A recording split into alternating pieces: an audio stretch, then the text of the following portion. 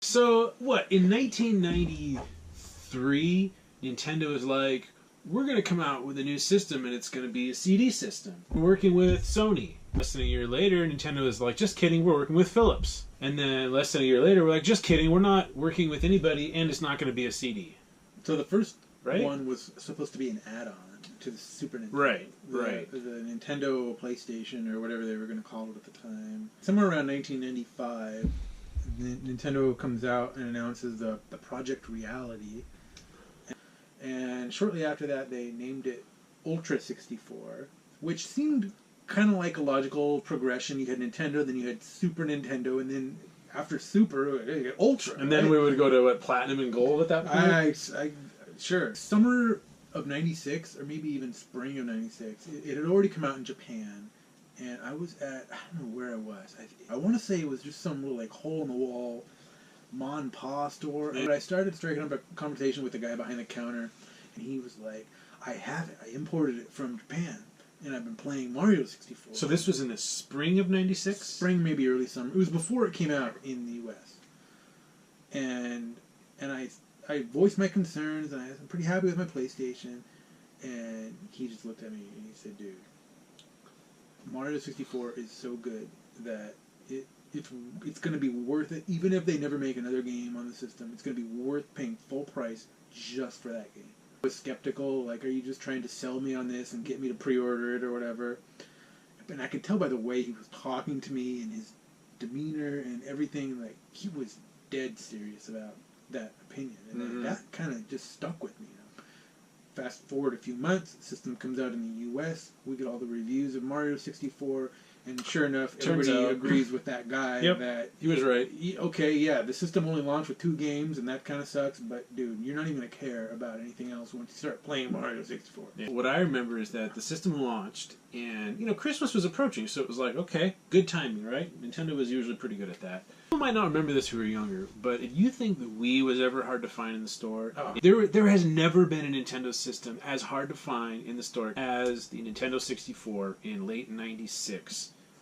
Wow. It was impossible. It was impossible. It wasn't completely impossible because we do have a story about it, but I guess we conveyed to our parents that we want this for Christmas, knowing in the back of our minds that we're not getting this. Yeah. We're not, I mean, come on. I don't know, maybe I expected some kind of rain check or something. I think in the back of my mind I thought about that. Like, here's a promissory note. Yeah. We promise to buy this for you when we can find it in that sounds about 3 years. Mom, God bless her, she just always wanted to give us what we wanted for Christmas and spoil us. She tried so hard. She sat down about 3 days before Christmas, and she just flat out told me, she's like, I could not find this, and I tried so hard. I went to every store, I called every place, every day of the week. I tried so hard, and I just don't want you to be disappointed on Christmas morning. That's why I'm telling you this right now. Remember the story that she told with, I think it was a local TV station. They were giving away N64s to the 10th caller. Yeah, she tried all those She said she was on the phone for like 3 hours just redialing this number, trying to win the N64. I mean, that's how much she cared about us. Yeah. And when I kind of remember feeling like, yeah, that's what I expected. Yeah. Because I wasn't surprised at all. I had been paying attention to the news, and Yeah. And this is before Craigslist. This was before all that. I mean, I suppose there was like classified ads. Like there were probably some scalpers in there, but maybe they were probably asked. I'd never even heard of eBay in 19. I think it was around. I'd never heard of it. I don't even know. I think they were just selling Beanie Babies or something. Yeah. Fast forward to Christmas. Christmas morning rolls around. All the presents have already been opened. Yeah. Mom comes out of the closet. This is our original one. With one more. That's the original box. This is our original box. Yeah. It was kind of that point where, people are wadding up the wrapping paper, just kind of throwing it at each other. We were just kind of kicking back. Where's my chocolate? And then I think it was Dad who went back into the hallway and just came back out. It wasn't even wrapped. It was like a Christmas Story moment. It was. It was like a Red Rider. It wasn't quite a BB gun, but it was, I don't know. And I was... was... 64, Red Rider. I was in such shock. And the story goes, my sweet grandmother was at... Toys R Us or something? I want to say it was Toys R Us for some reason. She was doing some last-minute shopping. She stumbled across a shipment of N64s that they had just gotten. and I think she grabbed it, and she was with someone who happened to have a cell phone. Which was not that common in 1996. Yeah. They One of her called friends. my mom and said, "Look, we have an N64 here," and I want to say that Grandma didn't even have enough money on her, but her friend may have had a credit card or something like that. Mom was like, "Buy it, we'll pay you back. Don't even worry about it." What's the first game that we had? It was not Mario 64. No, it was not. Shadows of It the was Empire. Shadows of the Empire. Yeah, yeah. Which blew me away at the time. The first level was really fun. After that, it's pretty tough to play. Oh yeah, I mean I still played it. it's not a great game and it didn't age well, and I never actually finished it. But the graphics blew me away. I mean, playing Hoth like that for the first time. And our neighbor had like every video game system on the planet, so I was just able to borrow Mario from him for a while Yeah, I until we remember got that. it ourselves. It It never been felt done. like aliens came down from outer space and just dropped us off and said, "Here, we're from the future. Mhm. Here you go." The Nintendo 64 being 64-bit, it sounded kind of gimmicky to me at first. Like, oh come on, enough Gimmicky with the because bits. it's actually in the name of the console. Yeah. Nintendo all of a sudden is like, we're gonna skip an entire generation. We're gonna skip 32 bits and go right on to 64. But then when you played Mario 64 for the first time, it really did feel like we were skipping an entire generation of games. It did. Nothing has ever felt that way before or since. It really hasn't. You played the first Xbox One or PS4 game, did you say to yourself, wow, we just skipped an entire generation? I mean, not even close. Remember when you played the original Super Mario Brothers, and everything was two-dimensional, but there was a background there, and he would go and you would see things in the background. And then in the back of your mind, as a child, you always wonder, man, what would it be like if I could go back, everything else in, Go back into those hills back there. go and back into the goof around. hills. Yeah. What if I could turn this into a three-dimensional universe and I could go wherever I want, I could do whatever I want? And that is what Mario 64 did, right into the, I just remember the palace being right there, but you could walk all the way around the palace if you wanted to, and you could climb trees, you could jump into the moat. Unfortunately, they kind of started on the top of the hill there with Mario 64, and the system kind of went downhill from there. There were a few highlights, like Zelda along the way. Yeah, both Zeldas. But this is kind of hard to say, but there aren't very many of them that really have aged well. Even Mario 64, while you could get the hang of it, it's a little rough with the camera angles. Mario Kart's already hard to go back to that. Oh, it's really Mario rough. Kart 8 is just such a definitive I version. know. GoldenEye and Perfect Dark are virtually unplayable now.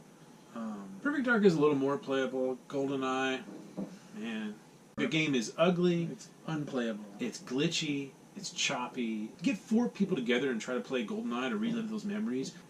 It is not a fun game on 4 players anymore. Back then, it got all choppy and the camera angles and everything like that. And back then, you were just like, "Oh, this is just how it is." You didn't think about it.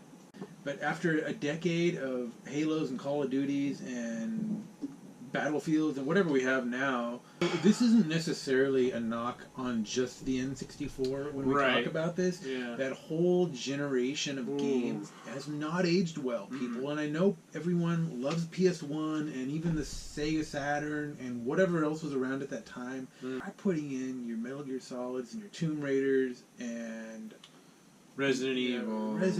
Yeah. Yeah. These games are not playable. They're They're not not. just not fun. It would be different. It's one discussion to say that that game had its time and place, and I just don't really enjoy it anymore.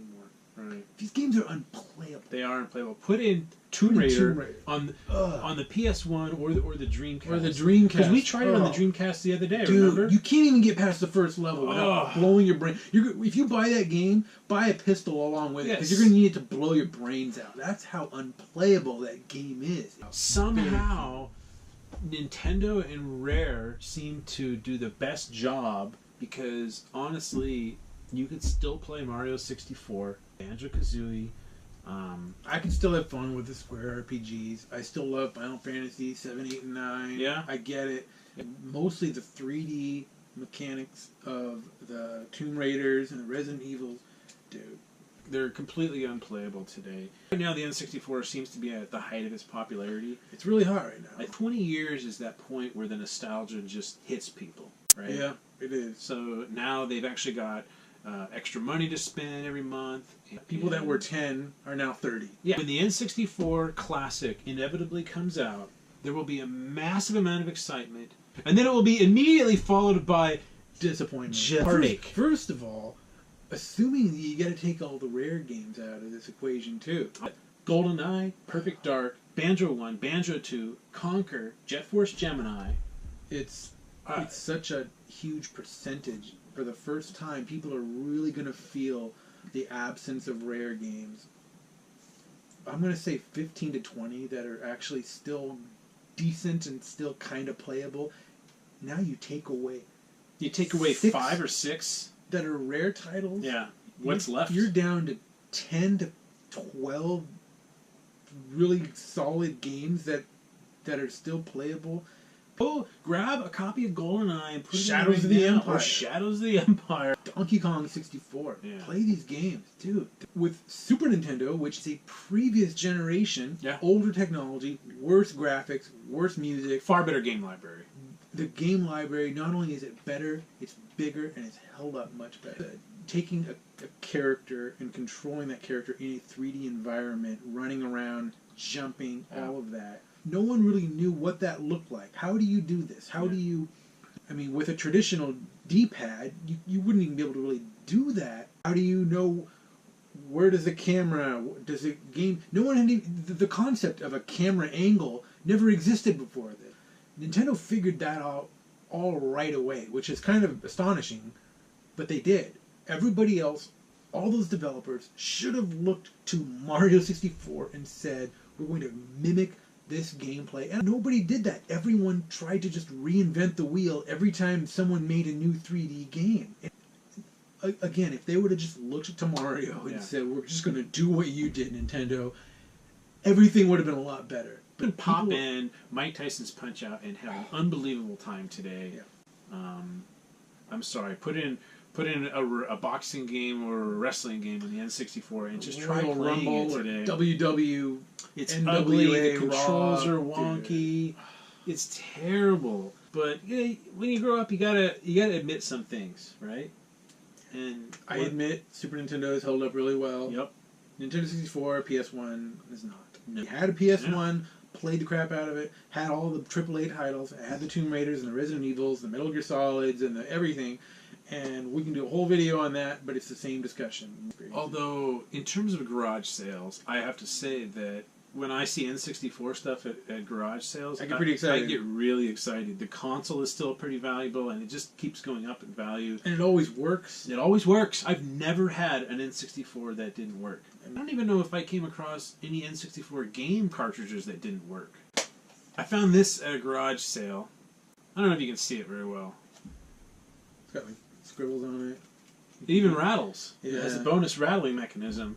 Works fine. First try. Yeah. You know how many PS1 games I've sold on eBay and have had returns on because they get an hour into the game and they're like, oh, it stopped working. I'm like, you gotta be kidding me. And how do you test that? Yeah, I'm not going to play these games for an hour. You think I'm going to play...